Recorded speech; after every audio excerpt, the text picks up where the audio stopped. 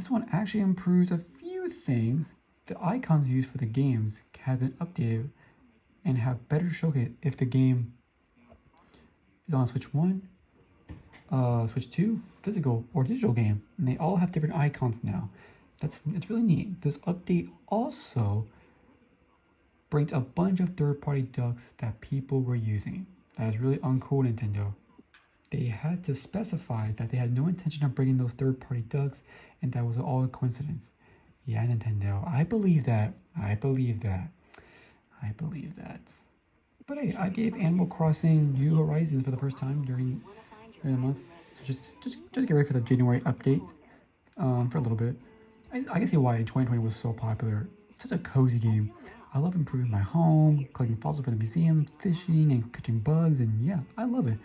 But whatever, you don't really care much about that because it's an old game. Let's move on to Kirby Air Riders. Yeah, get out of here, Animal Crossing. This game had a global test ride for the 2 weekends leading to the game's release. And I played one for a little bit, and I don't know how to explain this one to you, but it's chaotic. It's hectic, crazy, insane, fast-paced, and my boomer brain just kind of can't across what is going on. Like my screen half the time, and yet it's amazing. I really had a blast playing the weekend for a little bit, even though it never felt like I was getting any better at it. I was already playing. I'll give it a shot on this game, but you know, this demo actually sold me the whole thing. So that, and while I did buy the final product, this game is filled with the brim with content.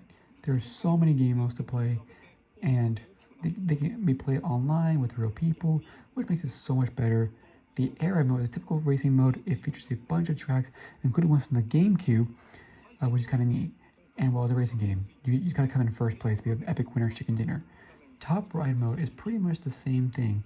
You're racing on a much smaller map, and the camera is not behind you anymore. Instead, it's well on top of you, hence the name Top Ride. There's also the City Trial mode, which is the most fun one, in my opinion. Basically, you have to explore a big map for 5 minutes and collect as many power-ups as you can to ruin your machine. You can fight 5 people you met throughout those 5 minutes, and a bunch of random events occur. They can either help you ruin your day. After time is done, you'll see your final build, and you get to pick a minigame to go play with other people. Those minigames are very different from one another, and the selection is quite big, meaning that each city of the trial remains fresh and fun. Oh, and there's also an adventure mode called Road Trip, which reminds me a lot of adventure mode in Super Smash Bros. Ultimate. Basically, you'll show 3 different events, and you get to pick one and clear it to move to the next one. These events are a combination of Air Ride, Top Ride, and City Trials, and all the stadium minigames.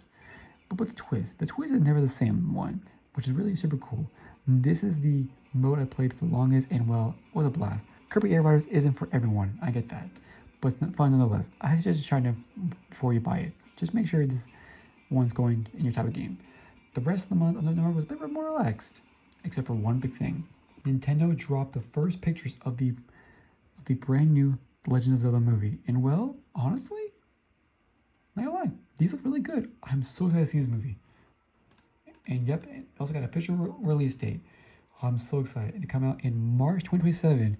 Man, Sonic the Hedgehog 4, you have a competition right on your hands.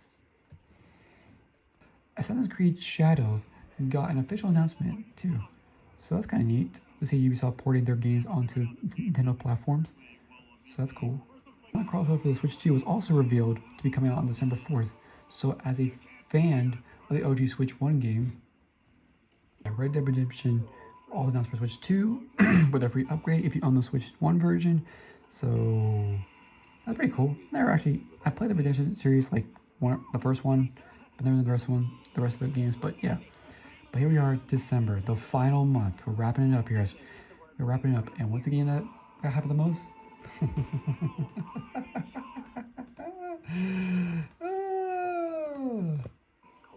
Metroid Prime 4 Beyond. The reviews have started appear online on December 2nd, and it seems to be a bit of a mixed bag. The Metacritic score was close to 80%, which is which is lowest for the Metroid Prime series. Of course, all of 80 is great. Don't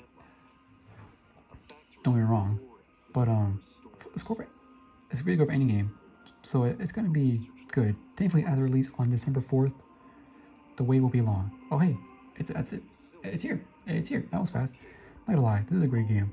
I am super happy to play the new entry in the Metroid Prime series after all this time. Metroid Prime 4 Beyond features everything that we've come a long ways in the series. Fun fights, lots of exploration, cool powers to collect, a bunch of things to scan, even more. This game doesn't even try to renovate the formula or change it. Nope, it's just more Metroid Prime, and that's a good thing. That was everything that I wanted. The new physics, power-ups, and abilities are actually kind of neat, especially when they're being used to fight specific bosses or to solve difficult puzzles. The brand new motorcycle, Voila, on the other hand, is a big miss for me. Instead of connecting all the areas with elevator platforms like the other games do, well, Metroid Prime 4 insists of hop into a motorcycle and make your way through a vast desert to get your destination. The desert feels empty, although it does feature a couple of dungeons to explore to get new powers. It's not bad as people online made it out to be, but also not that great. Thankfully, once you leave the desert and enter the actual areas, you're going to be back to greatness. This game was really fun and kept me busy for a couple hours. Well, actually an hour. Is it a good game? Yes. Is it a masterpiece? No, it's not. Do I want more entries? Heck yeah. During December, there also was a Nintendo Switch 2 upgrade for Sonic Cross Worlds. Again, that's right. Sonic Cross Worlds got 50% off and cost only $5. And not gonna lie, this is well spent $5. Look at the difference between the play Switch 1 version and Switch 2 version. And let me tell you, the Switch 2 version, oh, you're eating good tonight. And I enjoyed the Switch 2 version a lot. Enjoying quite a lot with a crappy frame rate, so you bet I love it even more. Now, this upgrade pack doesn't include any special DLC or anything, so it only makes your overall experience better. Which I suppose is an upgrade pack should do. What happened in December? I don't know. Nintendo Shadow drop a new GameCube title for the Nintendo Switch Online owners. Wario World is now available to play, and well, this came out of nowhere, especially as everyone was the titles that was first announced when the GameCube NSO app was first shown. I do remember renting this game playing it for a little bit, but I never actually owned it. But guess I have to try it out. Yep, Final Fantasy VII Integrated, the game that is coming out in January 2026. Got a playable demo in mid-December, and well, it showed the world that is really in this title, and this could be run on the Switch too. It plays and feels great, and actually sold me on getting the game. So once it comes out next month, so it's awesome to see a proper third-party support on the Nintendo console with the games like this one and Resident Evil Requiem coming out in the coming months. I won't be bored, that's for sure, unless we can't afford the console anymore. December is also a month that brought potentially bad news for gamers.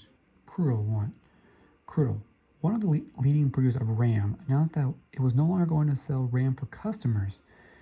Instead of focus on AI data centers. What that means is that RAM prices are going up, and that RAM inside of every game console, every computer, and every phone that you own. According to the report that from Bloomberg, Nintendo is now paying 41% more for the 12 GB of RAM inside the Switch. Don't believe me? Look at this. Yep. Huge price increase. I wouldn't be surprised if the console go up in price. Because of that. Obviously, it's still too early to say, so who knows.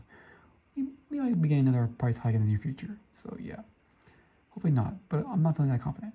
On a positive note, we have the Game Awards 2025, which is one of the most viewed Game Awards of all time. And let's see some cool games. Here's Pragmata, a new Mega Man game, Plasmophobia, even a new Lego Batman game. Sick. Nintendo also won 2 awards for 2025. One being Best Sports or Racing Game of 2025.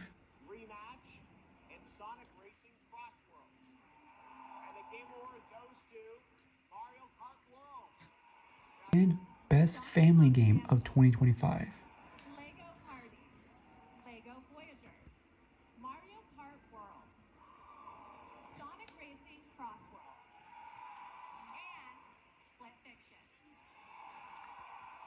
And the Game Award goes to Donkey Kong Bonanza. Congratulations to everyone that worked in these games. So, well, what else to talk about for, what was it? Oh yeah, there's DLC. There's DLC. Right here, DLC. Mega Dimension. Yeah. To be honest, I enjoy Pokemon Legends EA quite a lot, but once I finish it, I think there's no need to go back for it. There's really no need to. The reason why I didn't get the Mega Dimension DLC, the reviews are pretty mixed. That's why I didn't get it. So apparently it's not that fun. It's just the same old the same old bunch of grinding and beat 'em up stuff, fighting stuff. Do the same thing over and over again, and it's just a bummer. So there you go. That's a recap of 2025 of Nintendo Switch 2, and wow, it's quite a year and a long video. Oh my gosh, I'm done. And to wrap it up, here's something else. Another fantastic year for 2025. I honestly, I just forgot a lot of stuff that came in 2025 in the past like 3 months or 4 months. So, really, was 2025 a fantastic month or year, or was it kind of decreased?